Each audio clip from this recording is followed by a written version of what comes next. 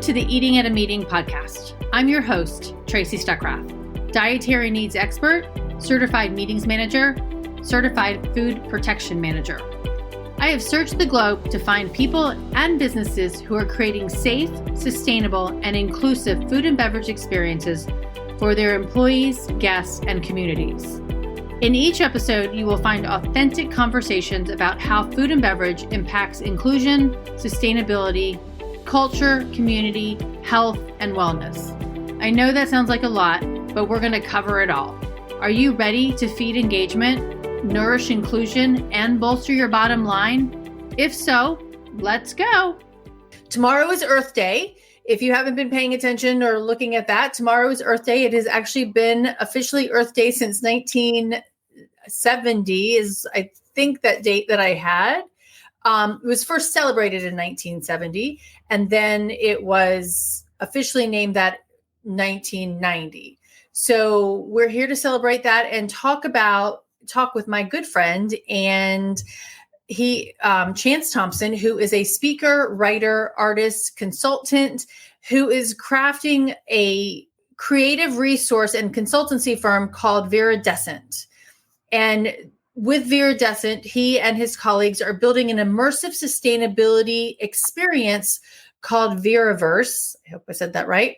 Through an equation of circularity, art, and science to inspire storytelling and impact from sustainability champions around the world. And I'm going to have him explain all of that so that we all understand what that means. But I also, that last part of it is that as meeting professionals, I want us all, or not want us all, I do want us all, but we all should be champions of sustainability as we create our events. So Chance, hi. Hello, Tracy. Thanks for having me. Exciting to be here and testing you this morning with all the weird things we have going on. So very well done. Thank you. In the event planner toolkit, right? That's right. Before we dive into how we become sustainability champions, and I accidentally joked just before we got online is like, we don't want the earth will shatter. We don't want the earth to shatter. We want the earth to be here and be sustainable so that we can have living life and your little Milo, who's 7 months old, can live for forever in a clean world, green world.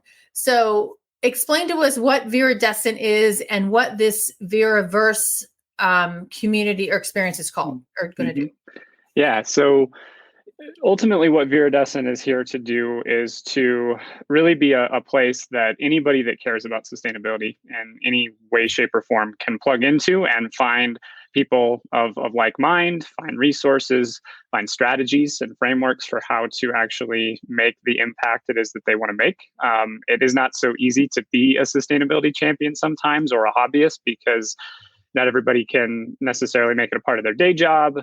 Everybody wants to, or a lot of people want to. So how do you do that, right? So we are going to be a really helpful resource for doing that. And that's kind of, there's a bunch of different ways we're going to do it, but you mentioned the Viriverse. So what we are doing is building out kind of an immersive and creative experience where people can kind of touch, feel, and experience and almost like co-create sustainability.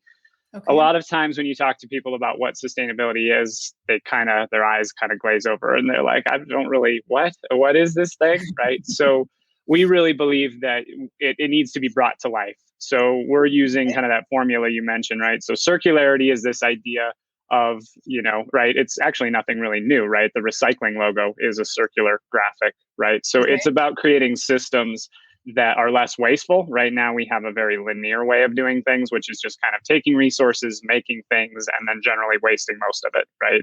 So rather than taking that strategy, we recycle our things, we upcycle our stuff, we're more efficient with our resources, we buy locally, we source locally, all these different things. And then we're using art and science because art to us is one of humans' best kind of expressions, right? It's the thing we are maybe better at than anything else is creating art. So we do a lot of auditory and visual experiences through music, through graphic design, through nature photography, things like that. And then, of course, we use science to teach people about the amazingness of the natural ecosystem. So one of the things that we use a lot is biomimicry, which is a the taking of some sort of system in nature and then figuring out how to pull that over into the human world and to human designs. And so, like the way mushrooms decompose things from nature is a good model for how we should recycle and biodegrade our stuff more. So just cool stuff like that. That is I guess the only other thing I'll mention, and we'll kind of talk about this when we get into the sustainability champion space, but we are really trying to empower and support the people that care about this stuff to feel like they can truly make the change they want to. Because the sustainability professional or champion kind of wants to change the world, like, well, lofty goals. So we want to help them feel like they can do that. So we actually build them like an alter ego character of sorts, like a sustainability superhero kind of. Okay. And then we use that as a way to support their platform. So if you're out there running a little nonprofit that's trying to do better recycling in your community, or in the event space, if you're offering food rescue, we'll turn their whole platform into a fun, creative kind of Viraversy sort of thing. And the goal is to help them increase their reach, their impact, and their revenue potential as well, by telling stories in the Viraverse. Yeah. Okay, so their reach, their impact, and their revenue opportunity. So a lot of people probably think that sustainability is a budget sucker. It takes out your budget. And I'm sure that in some respects that it does, but can it actually help us maintain our revenue, keep profit, or is it a big spend? So it kind of depends on where you're at in your journey, though. What I always tell people right up front is start thinking about that, truly the triple bottom line piece of it, right? Think about how it affects your people, how you can then be better stewards to the planet, and then how to make money doing this. Because the way I always describe sustainability to people is that it's a lot like technology. It kind of touches everything, but it's more human than technology is, right? Even though technology is a human creation, it touches all sorts of different things. So it's about adaptation, resiliency, being more efficient with how people do their workflows. It's kind of looking at everything humans do and saying, can we tweak that just a little bit and maybe make it just a little bit better? And so if you think about it from that lens, it can take you on a better path money-wise. Now, of course, if you're trying to, as a business, as an event, you want to, build out some sustainability programming, you're going to need some staffing to do some of that, right? But one of the things I always encourage events to do in particular is build a sponsorship program for it. Go to your stakeholder group and have a sustainability sponsorship. And I would recommend avoiding the green sponsor and look at it more as a sustainability sponsor. And the reason I say that is that sustainability is really more of a kind of people and human sort of imperative than it is a planetary one. If humans are in a better space and feel empowered to build a better world, the planet will probably be a good, healthy part of that, right? So sustainability sponsorships are a really good way to look at it if you're a planner putting together a meeting. And that can help offset any of the costs that come from labor, or if you're doing communication material and you have resources you're paying for and things like that. And then also, look at what existing resources you have available and just attach sustainability to that, right? Okay. So that's a big help too. Yeah. And that's that whole concept of getting sponsors for different things. It allows you to broaden the standard, sponsorship opportunities. Oh, we're going to do our bag, or we're going to do our pen, or whatever. It allows you to open up a variety of different thought processes on that sponsorship opportunities. And one thing that I would want to say, though, is like, you want to find a sponsor that believes in that aspect of your event and that sustainability element. And this has nothing to do with sustainability, but if you've ever heard the story of Shaquille O'Neal and the General, that was the only company that would give him insurance when he was 19 years old and starting in the NBA. And he met the CEO of the company years later at a franchise conference. And he said, he told the guy the story, and that's how they partnered. And so making sure that when you're looking at those sponsors and those companies to partner with you on your events, you want to make sure that they're aligned with the same missions and values that you are trying to do. So yeah, that's a good kind of thing to touch on really quickly too, is it's easy to greenwash or, kind of pretend like you're being more sustainable than you're not. It can happen accidentally too. Like people don't often, sometimes they do it on purpose, but other times it's an accidental sort of thing. If you're really intentional about how you're setting up your sponsorship that way, like you speak to, that will help you avoid. And so what greenwashing is basically you build communication material and marketing material, storytelling stuff, and you say, we're a sustainable event. At first, I would caution, don't anybody say that you're a sustainable event, because it doesn't really exist yet. We're still trying to figure out how to truly do that, right? But you can say, our event is taking action on more sustainable practices and things like that. But saying that we're a sustainable event when you're actually not, that's greenwashing. It's kind of somewhat false marketing material. Right. And then I would also say, the story about Shaq too, that's about human health at a young age, right? Human health is sustainability. So I would say it actually fits. It really does. Yeah. And Shaun White's another example of somebody who believes in what he, the sponsors, he doesn't partner with anybody. He doesn't believe in their product. So same kind of thing.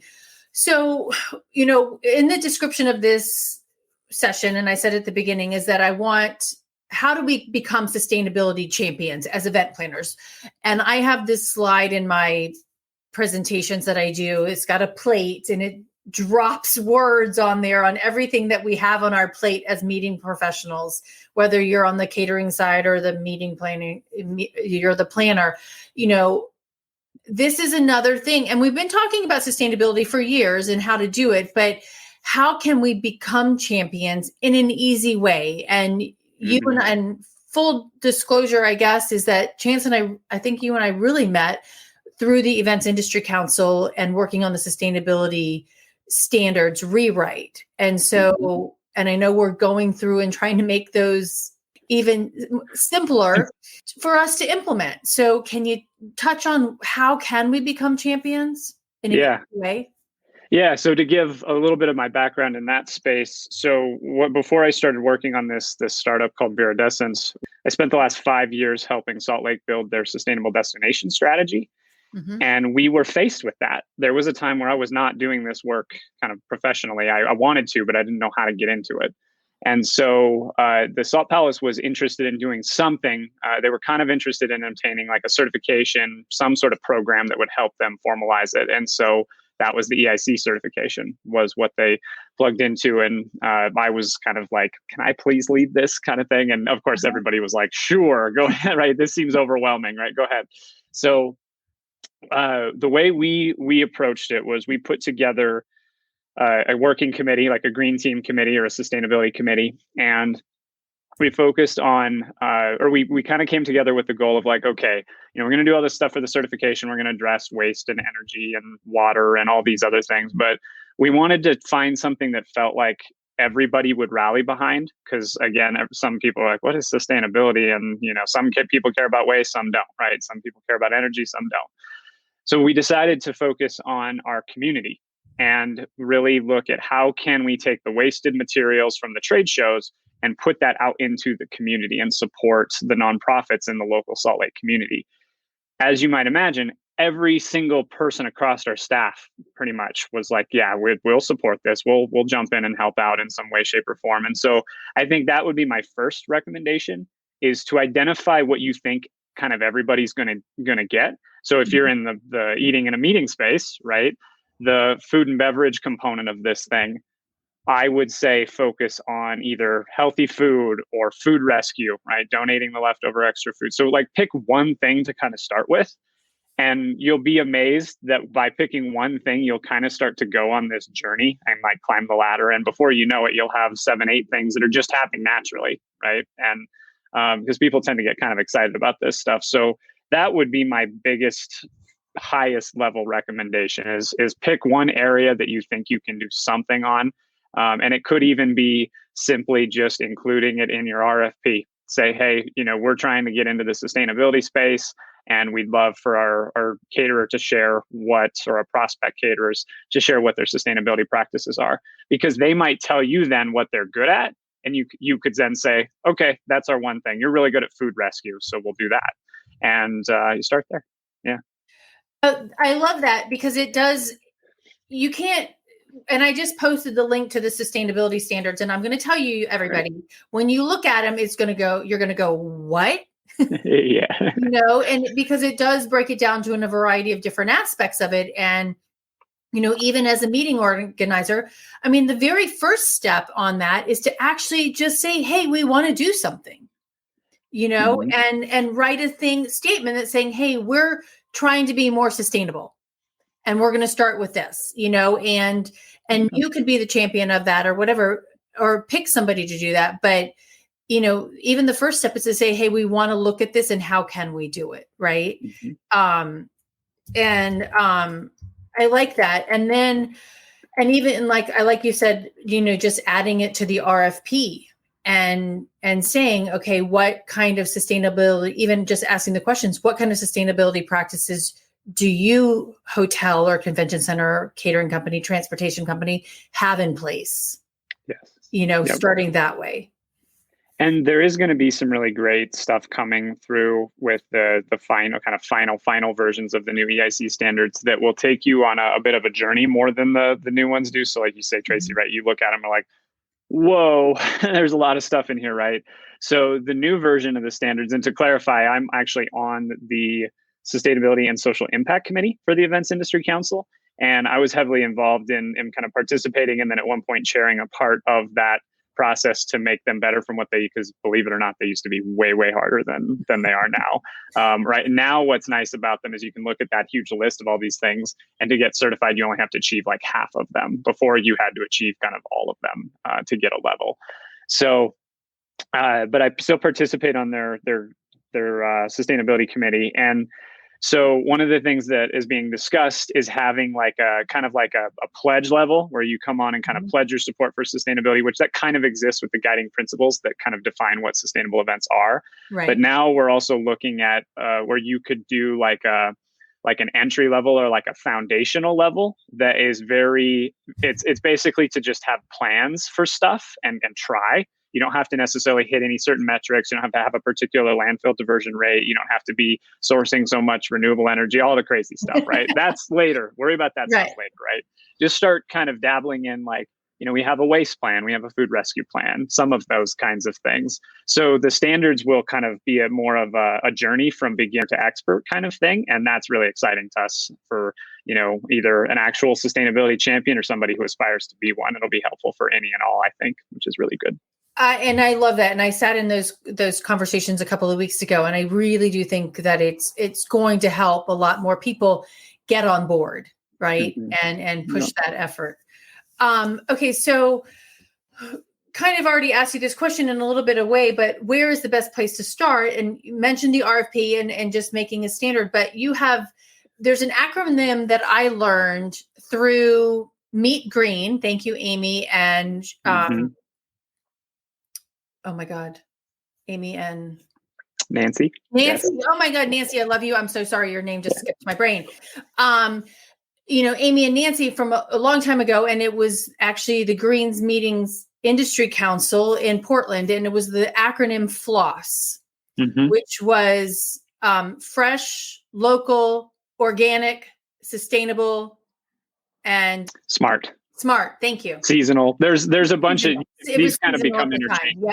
Yeah. Right. Yep. So, but you've added a letter R on there. So again, if you'll go over what that acronym means and how people can start, because I think this is also really important too, that you could do this at home. Since a lot of us are eating at home now, I mean, how can you incorporate that into your daily lives versus also your event space? Yeah. So let's talk about floss, or what we call flosser, which I think about flossers, and those little plastic flossers are not the best for the environment, but they have reusable ones now that have like interchangeable stuff and all kinds of cool stuff. Yeah. So check out some of those. I won't recommend any particular product or anything, but so starting with the F, so fresh or fair, I kind of go with fair. So fair trade, meaning that would be ethical sourcing. So wherever you're getting from, there is something called fair trade certification, but there are others out there. And sometimes someone doesn't get certified because they don't have the money to go through a certification process. But basically what it means is that it's coming through an ethical supply chain. right? The labor practices of growing and making whatever it is that you're buying or bringing into your event is done in a healthy way for humans, right? And again, sustainability starts with people first. So that's fair trade or fair. And then local. This is such a wonderful opportunity for planners to build healthier relationships with their destinations, because a lot of times it's cheaper, easier to go through a mass distributor of some of these foods and things, but there's also such a wonderful opportunity to impact local farmers in the destinations that you're going to. And a lot of caterers are becoming, and always kind of have, but I think it's becoming more of a badge of honor to claim how much they are able to source locally.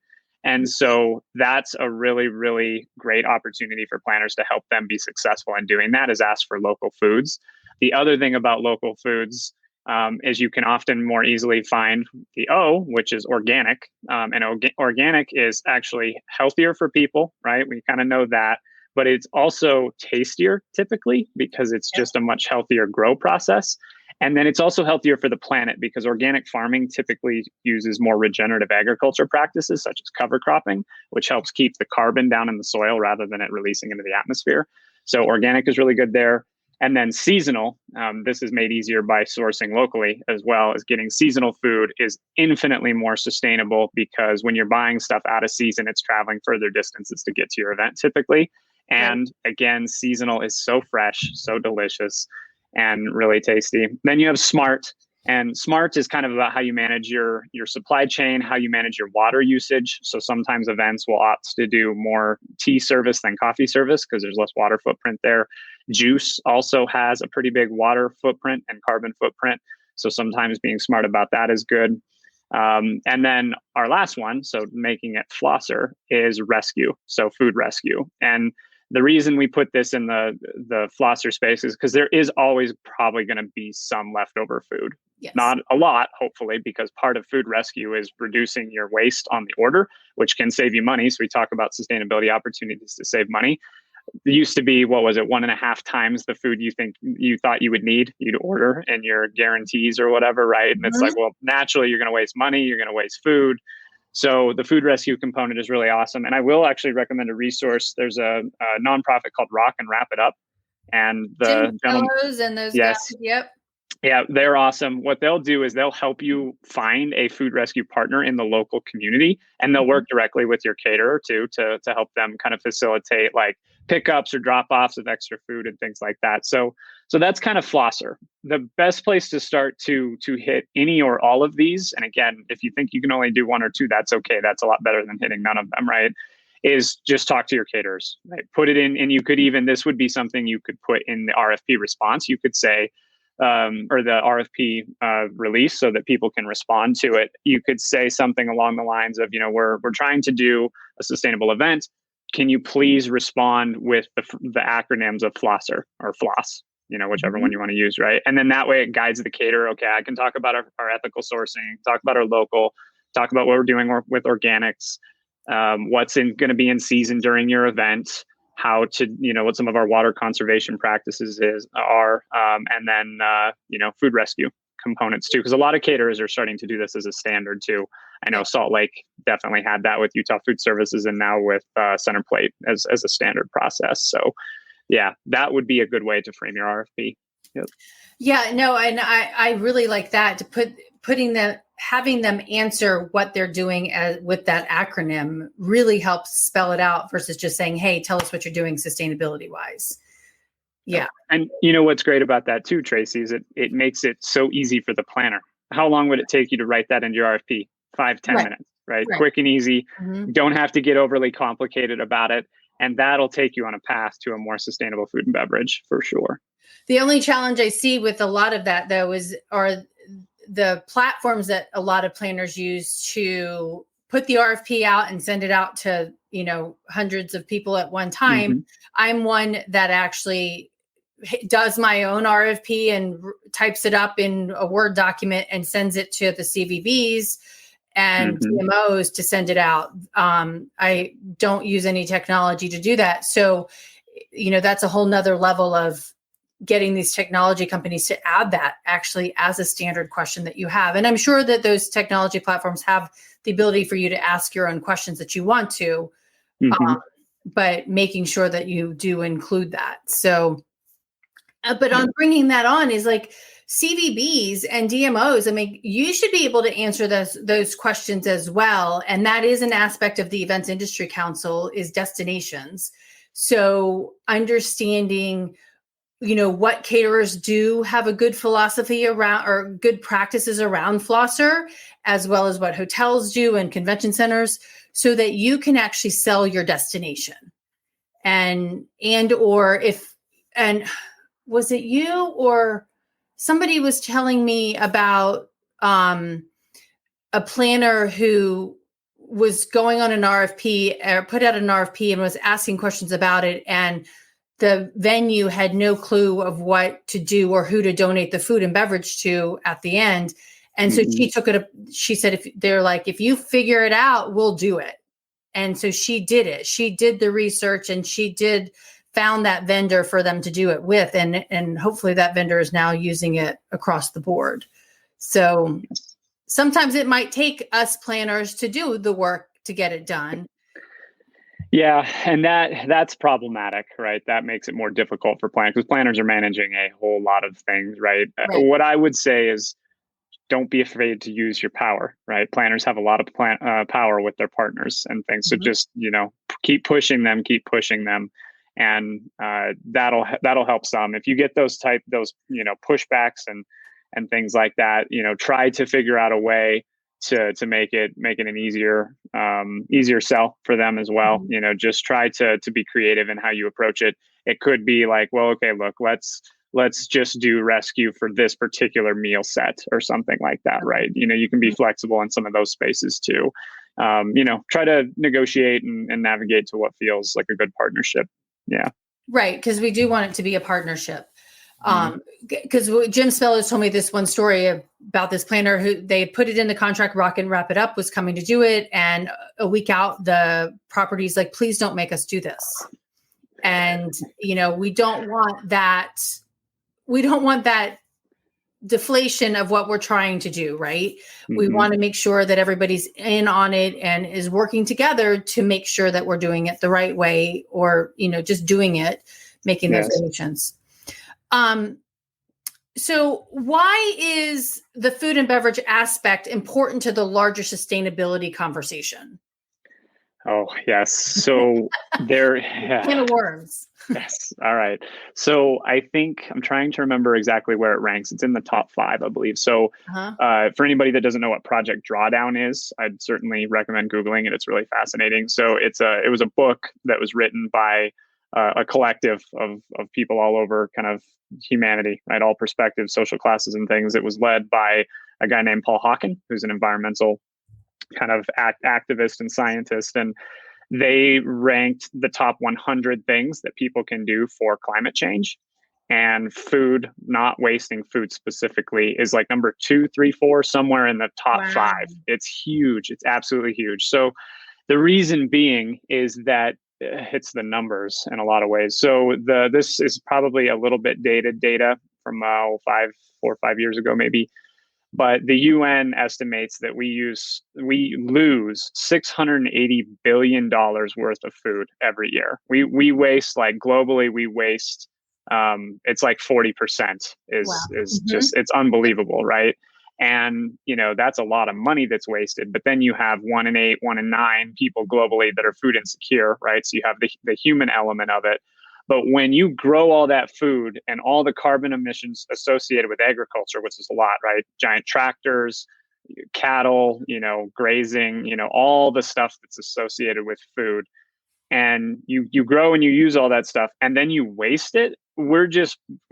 How much carbon is being released into the air that didn't actually serve any real purpose? I suppose it made money for some in theory, but it also lost money for a lot of people that bought it and then didn't actually use it.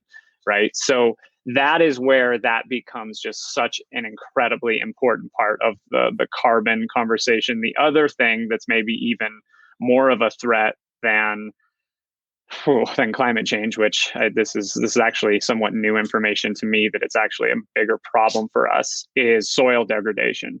Mm-hmm. So a lot of our big agricultural practices that are not sustainable or regenerative by design, those are destroying the health of the soil. And so we're losing a lot of land and space for the ecosystem. And unfortunately, we're losing a lot of biodiversity as a result. The numbers are kind of frightening. I'm not even going to say them because I'm not sure exactly what the current metrics are right now, but we've lost a lot of species here over the last like 50, 60 years. And some of that is due to loss of habitat.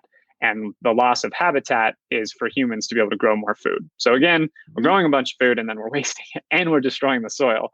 We're making some mistakes here. So it's really, really important to address. And I know that a lot of farmers are actually starting to be really, really proud and excited to do regenerative agriculture practices. Yep. And one of the things that's kind of pushing this is that there's not a lot of youth that wants to go into farming in today's world, right? All the spoiled millennials and Zs, right? And throw myself into that mix.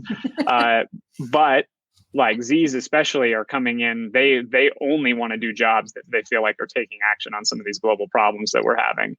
And so farming is one outlet for them to do that. So that's really exciting. So I think that caterers will have better options, which means planners will have better options for where the farms are at and what they're doing. Right. That'll help a lot. Well, and it's funny that you mentioned the soil. I'm losing my necklace. That I actually heard it or saw it in action or in being promoted when I went to Slow Food Salon, Terra Madre Salon del Gusto in Italy. It's Slow Food's every other year biannual event. And there was a campaign and it was Soil for You. And I think it was European promotion at the time. But that was the first time that I had heard it. I know that one of my farmer friends in Georgia, Will Harris at, Will Harris and his farm in Southwest Georgia, the farm originally 4 generations or 5 generations now, way back when it was, regenerative and all of that, it got converted. And then he and his daughters have reconfigured the land and rebuilt back the soil based on their practices of using organic and rotating the crops and rotating the animals. And it has actually made the soil a lot stronger and healthier than it ever probably was. So I think that's a really important thing. And planners need to understand that in the sense that we need to just be buying from the farmers who are, growing organically and locally. And want to get involved in it too. Yeah. So let's say that, let's kind of throw out an example here. I want to speak to a couple of things you said in there. So if we think about, let's look at a situation where the planner does not get a lot of support from their food and beverage provider, right? Mm-hmm. Okay, what can you do? Well, one of the things you mentioned there is this idea of slow food. And the thing that is always when I was in high school, college and stuff, I somehow started to become aware that I was I eat really fast. I just eat all my food and then I'm done and then I move on about my day. That's a very American sort of thing. Yes. And I actually got kind of ill with some GI challenges and stuff. And I found that eating slower and really enjoying my food and being intentional about that helped me a ton. Well, here we are with COVID and the new wave of events coming forward. Are we going to be able to push attendees so quickly, so hard like we did before? No, we won't, right? It's going to change. And so there's an opportunity to use food as that slowdown mechanism where let meals really be slow. Let people socialize and network and really take their time. And you can make a fun, compelling story for the foods too. You could have little cards that talk about where the food comes from. You can do a lot of fun things there. But one of the things that is beautiful about the way humans interact with food is it's one of our most cultural and experiential things that we do. And so at events when it's grab and go and then go on to your next session and all that stuff, it's we're kind of missing the point. And then people don't actually enjoy the food a ton, right? And as we all know in our surveys, one of the biggest things they respond to is how was the food, right? Exactly. So if you're making the food well curated and intentional, right, it's huge. And I'll read a a quote. I think, Tracy, you've heard this. We talked about this on Clubhouse not too long ago. But this quote is that the shared meal elevates eating from a mechanical process of fueling the body to a ritual of family and community, from the mere animal biology to an act of culture, right? This is a thing we do better than nature. Nature just goes to town, right? They eat their food and they move on. But humans do it a little differently. So there's an opportunity there. And the thing about slowing it down, too, is your attendees might be less likely to waste food as a result of that. True. And we got to figure out how to balance, the COVID practices or safety practices that I've heard recently of just scurrying everybody through because right. We don't want people to sit down and chat with each other and eat food together. So we've got to balance that out. But yes, 100%. But it's going to have to be rethinking our agendas and our timelines. And it reminds me of an event, that I planned a couple of years ago, a couple of times in a row. And the CEO was like, nope, let's get him through. I'm like, you've got to give him more than a 10-minute break. Nope, we got to get all this education in. I'm like, no, let's slow it down. Because one, they're not going to absorb all of that education for one. And two, you're going to make them regurgitate their food, because they're not being able to, enjoy that food. And it also reminds me of Hallmark movies, which I'm sure you're not watching, Chance. But like the way that they actually celebrate these two people that are falling in love and, oh my God, I love your food. And they're enjoying it and sensing the flavors. And that's what we want our attendees to do too. Mm-hmm. It's really cheesy that I watch. Everybody watches. No, I love it. Everybody watches something cheesy. I'm a huge Marvel cinematic nerd. So right. I'm right there with you too. So I like both sides of that equation. That's why we have our sustainability superheroes and such, honestly. Exactly. Okay, so you mentioned Rock and Wrap It Up, and then when I asked you for resources, you also gave me another one, which is a really good movie, Kiss the Ground, and then Gather. So tell me about that one, because I haven't heard. That's one of my favorite films I've watched in a long time in the sustainability space. So, and Kiss the Ground was actually supporting it. So Kiss the Ground is like a big thing, right? This big film that has Woody Harrelson as a narrator for it, and a really good, they're really well supported. But Kiss the Ground is also supporting this film called Gather, which is about the food sovereignty and the story of food told from the Native American and indigenous perspective. Okay. And it is so fantastic to listen and learn about their wisdom around growing and nurturing nature and growing food for humans and things. And it's funny, I tend to eat a more plant-based diet, but after watching that, they talked about how much the buffalo meant and means to their culture and to their health. And it actually, I'm like, maybe I should start eating buffalo burgers again, actually, because it was one of those things. But it's a really special story of community resiliency, sustainable agriculture. They have I know it was kind of a cool look too between the younger generations and the older generations. So I spoke about younger generations. We need some of them to become farmers, right? Otherwise we're going to be in trouble. We get robots doing it. I mean, I guess maybe, but hopefully not. But they had a really cool story kind of feature around one of the younger generation members of this thing. And they're actually launching they call it their mycelium curriculum. And for anybody that doesn't know what mycelium is, it is the root system of the forest, basically. But it's basically mushrooms. Mushrooms kind of drive the health of forests under the ground and up into the tree roots and all kinds of crazy things. But so the mycelium curriculum really resonated with me. And I actually follow their email list now, and they're doing some really cool stuff. So Gather is something to check out. It's really neat. Put that in the chat. I've been typing frantically in the chat, adding everything down in here. You've mentioned a little bit there about your own personal diet and your work at, at the convention center at Salt Palace and with Utah Foods. So is there something that, what is a best practice that you've seen that you would love to see planners do across the board as it relates to meeting your dietary needs and sustainability practices?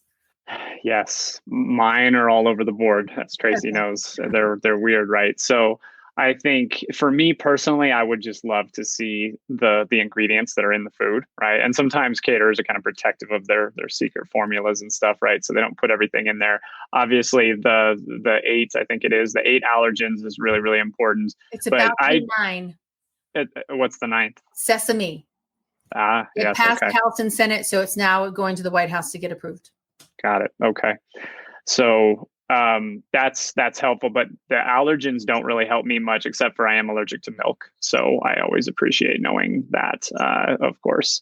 But the more that can be labeled, the better, I think. And I also think that foodies and things, and there's a lot of foodies that just attend events, are always curious to know what's in the food. So I just say labeling. Just please label the meals. That is so helpful.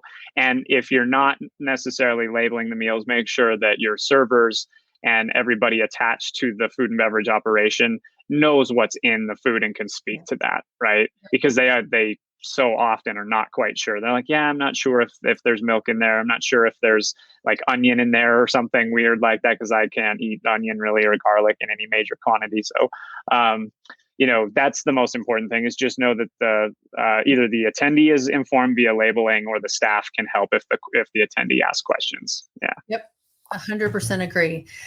And we can go on and talk about the challenges that we're going to have after COVID with all of that, but we're not going to talk about that right now. Yes. A whole nother conversation. So, okay. So the last question that I always ask everybody is, what is your favorite food and drink? And I love your answers, so I can't wait for you to share it. They're weird. People make fun of me when they ask, because this is one of those questions I think every human has either been asked or has asked this question to someone, right? And it's a good one. So it's funny.